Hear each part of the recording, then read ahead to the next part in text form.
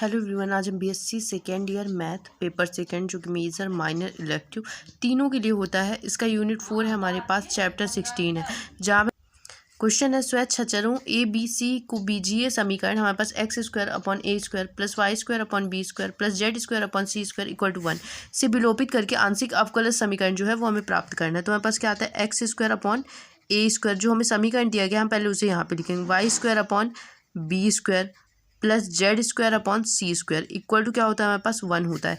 X और Y दो स्वतंत्र चर हैं हमारे पास, ठीक है। यहाँ पे एक्स और वाई स्वतंत्र चर हैं, ए बी सी जो है परतंत्र चर है, सॉरी स्वेच्छा चर है, और यहाँ पे जो परतंत्र चर है हमारे पास वो क्या है, जेड है, ठीक है।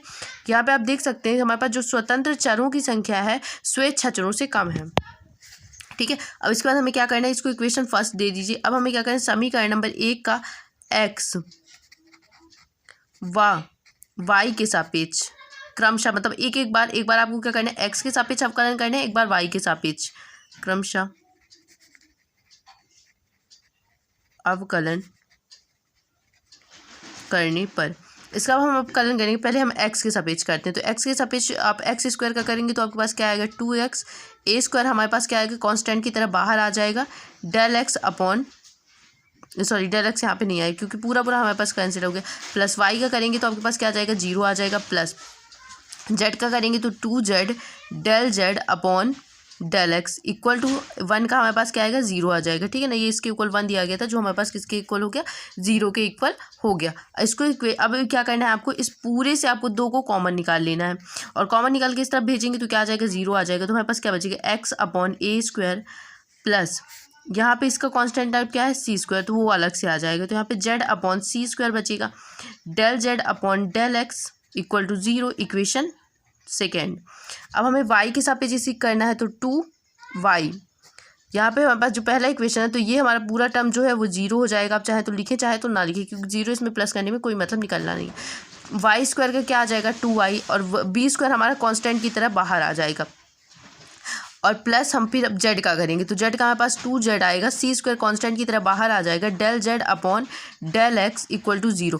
इसमें से आप अगर 2 को कॉमन निकाल कर इस तरफ भेजे तो 0 के इक्वल हो जाएगा। तो हमारे पास बचेगा y upon b square plus z upon c square del z upon del x equal to 0, equation third. अब हमें क्या करना है, हमें एक बार इक्वेशन सेकेंड को हम क्या करेंगे, फिर से अवकलन करेंगे। इक्वेशन सेकेंड का फिर से अवकलन करने के बाद फिर हम इसका मान कैलकुलेट कर लेंगे, और इसी तरीके से फिर इसके बाद हम लिखेंगे कि समीकरण नंबर 3 से दोनों समीकरण को हमको साथ में हल नहीं करना है, पहले एक को करना है फिर दूसरे को करना है। तो दूसरे को हम इसी तरह मान लेंगे, पहले को करके दूसरे को बोल देंगे इसी प्रकार से। तो समीकरण नंबर 2 का पुनः x के सापेक्ष आंशिक अवकलन करने पर आंशिक अवकलन करने पर तो हमारे पास 1 अपॉन ए स्क्वायर आ जाएगा, क्योंकि x का जो अवकलन है वो क्या होगा, a हो जाएगा, प्लस जेड अपॉन क्या हो जाएगा हमारे पास, जेड का क्या लेंगे तो हमारे पास 1 आ जाएगा, 1 अपॉन सी स्क्वायर इसका हो जाएगा del z upon del x का होल स्क्वायर, और इसका दोबारा आप करेंगे तो जेड अपॉन सी स्क्वायर, दोबारा दूसरे टर्म का करेंगे तो del 2z upon del x 2, ठीक है। ये होता है हमारे पास z c square upon x del x upon del z upon del x का समाकलन इक्वल टू 0। इसको दे दीजिए इक्वेशन 4, ठीक है। अब क्या करना है आपको, इक्वेशन 2 से समीकरण नंबर 2 से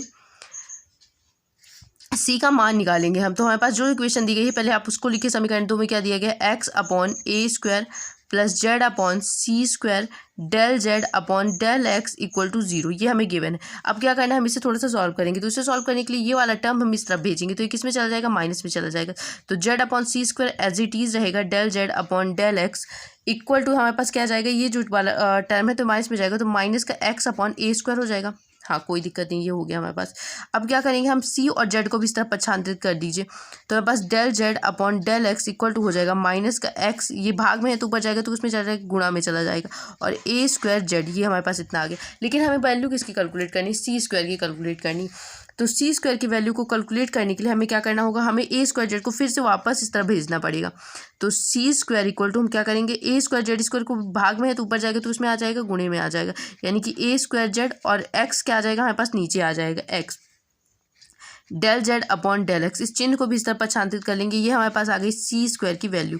अब क्या करना है हमें, समीकरण नंबर 4 में सी स्क्वायर की वैल्यू को रख देना है। समीकरण नंबर 4 में सी स्क्वायर का मान रखने पर समीकरण नंबर 4 हमारे पास है वाई अपॉन, समीकरण नंबर 4 है ए का बटे ए square plus 1 upon c square की वैल्यू हमें रखना सी स्क्वायर यहाँ पे दिया गया है, ठीक है। तो सी स्क्वायर की वैल्यू हमारे पास है ए माइनस का a square z upon x del z upon del x, ठीक है। और यहाँ पे क्या है, del z upon del x का whole square plus z upon c square की वैल्यू फिर यहाँ पे हम पुट करेंगे तो माइनस का a square z upon x del z upon del x, ठीक है। इक्वल टू क्या दिया गया है हमें, इक्वल टू 0 दिया गया है। अब आपको क्या करना है, अब इस पूरे टर्म से आपको कुछ कॉमन दिख, ये दोनों टर्म हमें कॉमन दिख रहे हैं तो अब हम, और ये जो सब की इन सब की बटे में हमारे पास क्या दिया गया है, एक्स स्क्वायर दिया गया है। तो ये एक्स स्क्वायर आपको पता है कि इसका जब गुणा होगा तो कहाँ चला जाएगा, ऊपर चला जाएगा। तो हम अगले टाइम पहले इसको अच्छे से अरेंज कर लेते हैं। 1 अपॉन ए स्क्वायर प्लस ये आ जाएगा हमारे पास एक्स अपॉन माइनस का a square z del z upon del x into, क्योंकि यहाँ पे पहला दूसरा यहाँ पे 1/1 करके वो वाला हमारे पास पास वाला गुणा और दूर दूर वाला जो गुणा होता है उसके अकॉर्डिंग सॉल्व होगा। तो यहाँ पे हमारे पास del z upon del x का होल स्क्वायर प्लस यहाँ पे हमारे पास क्या आ जाएगा, जेड एक्स आ जाएगा अपॉन यहाँ पे क्या आएगा हमारे पास माइनस का a square z upon del x, ठीक है। और ये हमारे पास यहाँ पे देखिए ये वाले टर्म में हमारे पास क्या दिया गया था, जेड इंटू ये भी दिया गया था साथ में डेल, चौथे समीकरण नंबर 4 में del 2z upon del x2। तो ये हमारे पास रहेगा del z2 upon del x2, ये हमारे पास इक्वल टू 0 दिया गया था। अब यहाँ से देखिए आपको कॉमन क्या दिख रहा है, यहाँ पे सब जगह हम इन दोनों को कॉमन ले सकते हैं। यहाँ पे इसका भाग लग जाएगा, ठीक है। और दोनों टर्म से हमें एक्स स्क्वायर कॉमन दिख रहा है तो इसमें भी क्या करेंगे, हम एक्स का भाग लगा देंगे, बिल्कुल सही, ठीक है। तो चलिए अब हम इसमें से क्या करते हैं, इसको कॉमन निकालते हैं। तो हम इस पूरे फैक्टर से जो कॉमन थिंग्स ले रहे हैं वो क्या है हमारे पास, वो हम कॉमन ले रहे हैं एक्स अपॉन माइनस का a square z del z upon del x, ये हमने यहाँ से कॉमन निकाल लिया। तो यहाँ पे हमारे पास क्या बचेगा, यहाँ पे हमारे पास बचेगा माइनस का एक्स, ठीक है, क्योंकि एक्स ऊपर से हमने सब जगह से कॉमन ले लिया पर यहाँ से एक्स नहीं है तो एक्स यहाँ पे हमारे पास गुणे भाग में बच जाएगा। तो हमें यहाँ पे एक्स का क्या करना पड़ेगा, गुणा और भाग करना पड़ेगा। तो 1/x बच जाएगा, एक एक्स हमने बाहर निकाल लिया क्योंकि यहाँ पे ए नहीं है, एक्स नहीं है, ए स्क्वायर दिया गया है और बाकी क्या नहीं दिया गया है, जेड नहीं दिया गया है, हमें del z upon del x नहीं दिया गया है। तो इसका क्या करेंगे, हम यहाँ पे गुणा और भाग कर देंगे। तो ये हमारे किस में है, भाग के टर्म में है, 1/, ठीक है, 1/जेड अपॉन डेल जेड, ये हो गया हमारे पास। इसके बाद हम सेकंड टर्म में आते हैं, हमारे पास जो प्लस है यहाँ से हमारे पास एक्स और ये पूरा टर्म क्या हो गया, कॉमन हो गया। तो यहाँ क्या बचा, del z upon del x का होल स्क्वायर प्लस यहाँ से हमारे पास क्या हो गया, ये पूरा टर्म जो है वो कॉमन निकल गया, बचा क्या, Z del 2z upon del x2, ये पूरा बच गया इक्वल टू 0। और इस पूरे टर्म को हम इस तरह पक्षांतरित कर देंगे तो ये पूरा हमारा क्या हो जाएगा, 0 के इक्वल हो जाएगा। अब देखते हैं हमारे पास क्या क्या बच, तो हमारे पास उसको पक्षांतरित करने के बाद जो बचेगा, तो ये हमारे पास माइनस का था, ठीक है। अब हम जेड अपॉन एक्स को अपने थोड़ा सा अरेंज कर लेंगे तो हमारे पास क्या बचेगा, z upon x del z upon del x plus del z upon del x का होल स्क्वायर, ठीक है। ये इतना ही बचा था इस टर्म में। इस टाइम में हमारे पास बचा था Z del 2z upon del x2। अगर आपको ये समझ में नहीं आ रहा है कैसे बचा, तो ये देखिए हमारे पास पास दूर दूर का गुणा होता है, तो पहले का तीसरे से गुणा होगा तो ये आ गया, और जेड जो हमारे पास नीचे लिखा हुआ था वो हमारे पास ऊपर चला गया, ठीक है। Is that clear? अगर नहीं समझ में आया तो मुझे कमेंट करिएगा, मैं इसको समझा दूंगी, बहुत ही ईजी है। अब थोड़ा सा लॉजिक लगाइएगा, समझ में आ जाएगा। अब ये हमारे पास आ चुका है जो कि द्वितीय घात का, कैसा है ये, द्वितीय घात, द्वितीय कोटि, सॉरी द्वितीय, इसमें कोटि कितनी लगी हुई है, द्वितीय, देखिए द्वितीय कोटि का आंशिक अवकलन है, का आंशिक अवकल समीकरण है। इसके बाद इसी प्रकार अगर हम समीकरण नंबर 3 से क्या कर सकते थे, y को y के सापेक्ष अवकलन कर देते। मैंने आपको बताया था कि हम क्या करेंगे, y के सापेक्ष अवकलन करें और क्या करें, अवकलन करें और समीकरण नंबर 3 से ABC को विलोपित कर दें हम, ठीक है।